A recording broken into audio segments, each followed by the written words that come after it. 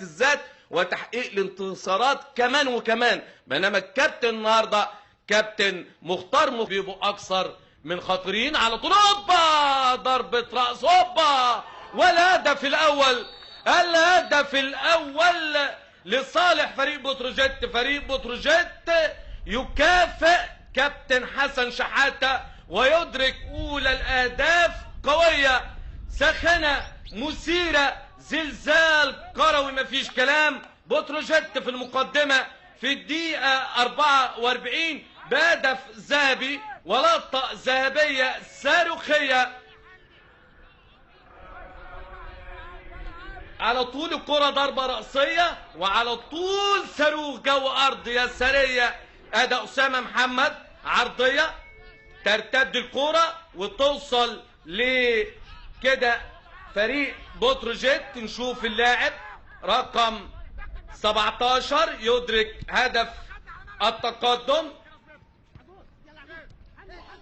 التقدم لصالح التقديم. احمد قاعدة اطلاق الهجمات حلوة جدا وهو وجود هو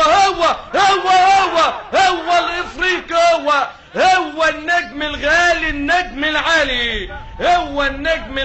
النجم العالي بالافريقي. يتحدث أمد أوكري يقول احلى الكلام من الولد شهاب الدين احمد. بيفتكر يجيب كشاكيله ويجيب كراريسه يجيب كشاكيله اللي فاتت مع النادي الاهلي، يعمل واحده ساحره واحده بينيه. مين يقدر يغمض عينيه في الكوره اللي فاتت يا ولد يا شهاب الدين احمد؟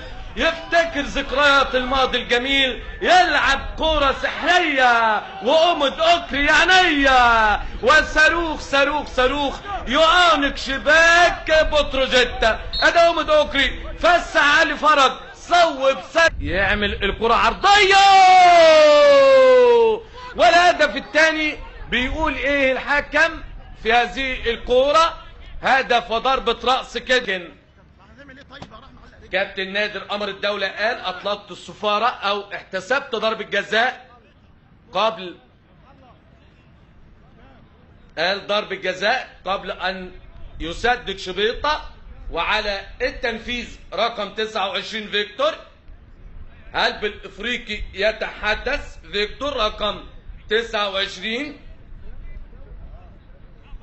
هل يتقمص دور البطل والهداف في هذه اللقطة ويحرز الهدف الثاني وهدف التقدم؟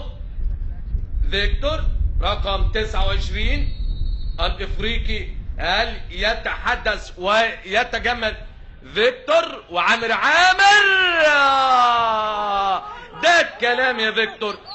ده ضرب الجزاء لعبة الشطار لعبة الكبار. يحط كورة جنب القايم اليمين بعيد عن مرمى عامر ليبقى التعادل عادل بين كلا الفريقين. كده بيقول عامر مش ممكن